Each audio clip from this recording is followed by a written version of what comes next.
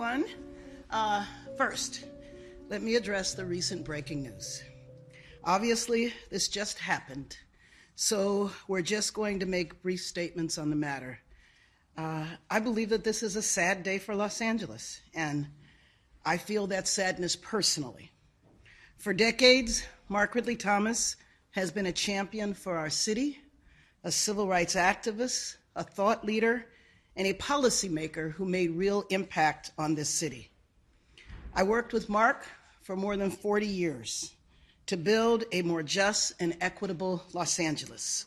So again, all I have to say is that this is a sad day for Los Angeles. Now, having said that, today we are here to discuss the Skid Row Housing Trust. First, I want to make it clear that this is a locked armed effort. You know, that has been the theme of this administration for the last, 110 days. Myself, city departments, and especially City Attorney Hydee, Feldstein, Soto, and her deputies all stepped up to secure this emergency response. I cannot say enough about our city attorney and the way we have worked together from day one. We meet regularly. She has been a full partner and as dedicated to solving the crisis of 40,000 people on our street every day as anybody in this city. And what I believe and what I said from the beginning is that it takes every level of government, it takes all of Los Angeles, and certainly all of Los Angeles's leaders to address this crisis. I also want to acknowledge the work of the Los Angeles Housing Department, and especially the work of Che Ramirez and Gina Hornstock. They have provided both financial assessment and code enforcement services to this effort. Also, thanks to the law firm of Lathan and Watkins for stepping forward as pro bono counsel to the Skid Row Housing Trust to help get us to where we are today, and Mark Adams to serve as receiver is also contributing much time as pro bono. We are going to be just as bold when it comes to preserving housing as we are about building housing, because as we must scale our programs to house Angelenos, available housing is a must. You know, from day one, we launched Inside Safe, and we have gotten more than 1,000 Angelenos out of tents and into temporary housing. But we are not going to solve this problem until we can reach the scale to get tens of thousands of people off the street. And frankly, 29 buildings is the type of scale we need to get to if we're going to be able to house 47,000 people. We approach this crisis from the stance that failure is not an option. Losing nearly 2,000 units of housing would be devastating to Skid Row, would be felt citywide, and undoubtedly people would lose their lives. As we scale our programs to bring Angelenos inside, like Inside Safe, we need to ensure that our housing supply meets the needs, and that's what today is about. My office and city departments have been working over the past month to address the urgent livability concerns to keep people housed. We had to engage the fire department to carry disabled Angelenos out of their homes because the elevator in the building broke down twice. We coordinated food for those who couldn't leave their homes, and LASA stepped in with relocation vouchers. The city acted to provide security for the safety of residents there as well, with the housing department working closely with the city attorney, the city clerk, and the city council to act quickly to provide desperately needed security services to protect residents and the properties. And while we did that, we were looking for a lasting solution, and that's what we are announcing today. The city attorney and my office have worked on a legal strategy that is going to go into effect today to put Skid Row Housing Trust under new leadership to stabilize the situation, move properties into the control of entities capable of operating them in the long term, and to identify potential city funds to rehabilitate and keep units and buildings online. When we house Angelenos, we do our best to ensure that they are housed near the communities they live in. While we will not be able to house and help residents in Skid Row if we abandon the housing in Skid Row. I think oftentimes that Angelenos don't realize that Skid Row, with all of the problems that it has, is an actual community.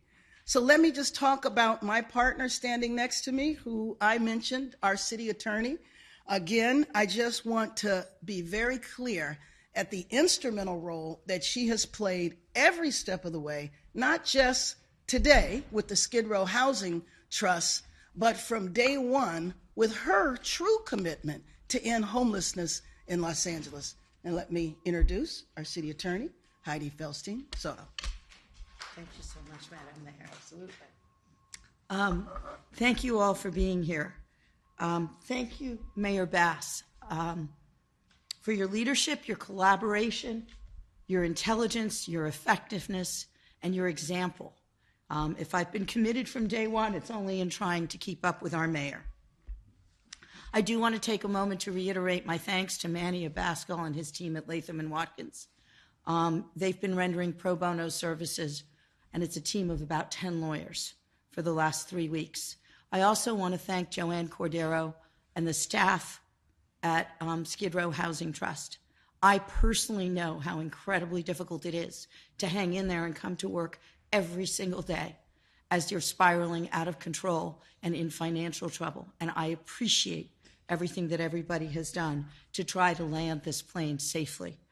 I need to take a minute to thank my own office, because there is zero possibility that we could have done this without the commitment of more than a dozen of my lawyers, from John Heath and Val Flores, who are the branch chiefs for the real estate and the municipal branch, to Alia Haddad and Wendy Lou Smart, Adina Hoppenstadt, and Mike Dundas, folks who just really stepped up and stepped in and pulled all-nighters. You know, lawyers don't get paid enough in public service to pull the kinds of all-nighters and work the hours that my office has worked. I want to thank the support staff. There's a paralegal by the name of Gabriel Sanchez who didn't go home last night to get everything done and get everything ready to file this morning. My own secretary, Maria Escobar, literally almost spent the night in the housing department instead of the executive department. And the housing inspectors, the fire department inspectors, Mercedes Marquez, Jana Hornstock, Lourdes Castro Ramirez, the State Department of Housing and Community Development, Fannie Mae, Freddie Mae, HUD, the county and county supervisors, everybody has come together to try and reach today. We filed papers this morning for an ex-parte application and a petition for what's known as a public safety and health, I'm sorry, my voice is gone in case you can't tell, public health and safety receivership under California state law. What does that mean? This doesn't change the ownership of the property. This doesn't disturb the secured lenders. This doesn't disturb the tax incremental financing that is so crucial to the success of the properties. Rather, what this is that Mark Abrams, who's an old hand at this is a new remedy for the city of Los Angeles, but it is an old remedy to Mr. Abrams. He comes in and he stabilizes the buildings. He has the authority to collect the rent. He has the authority to fix the elevator, to fix the leaky roof, to fix the windows that are a problem, to take care of the criminal activity going on the property. And he can husband resources to do that. On a building by building basis, he will be keeping track of revenues and expenditures so that it isn't a collective per se, but by putting it all under the umbrella of a receivership, you really achieve economies of scale in security services and in the kinds of services that the most vulnerable residents need.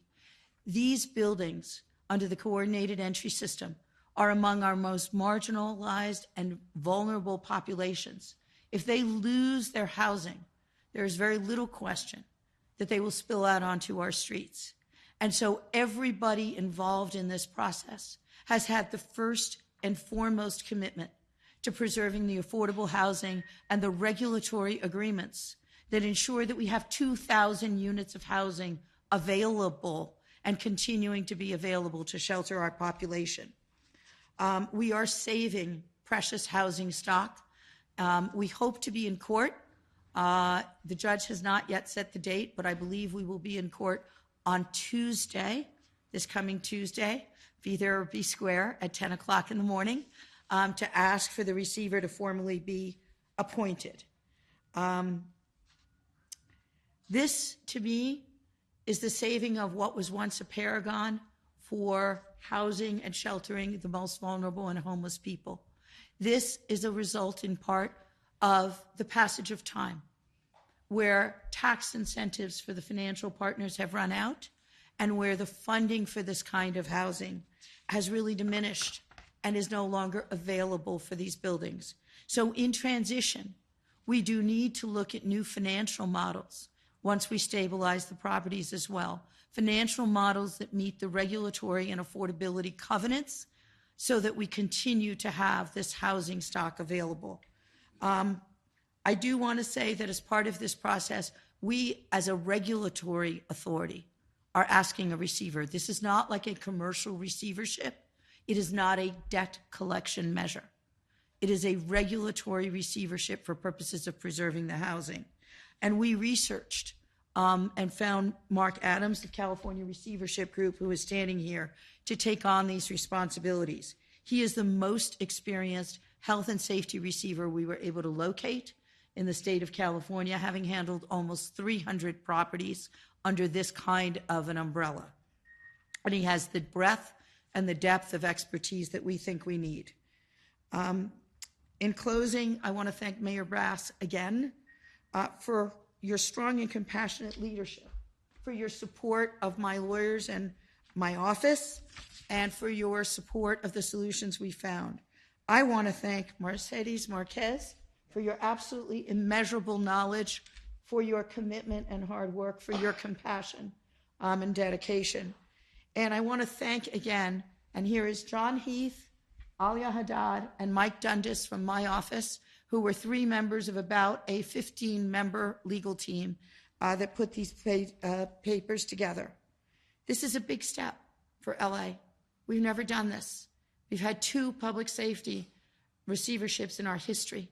One was for a single-family home where the owner had died, and the other one was for a low density. I don't know if it was a duplex or a 4-plex. This is a massive undertaking. And if this works, ladies and gentlemen, we may have found a solution to replenish and rehabilitate our housing stock for years to come.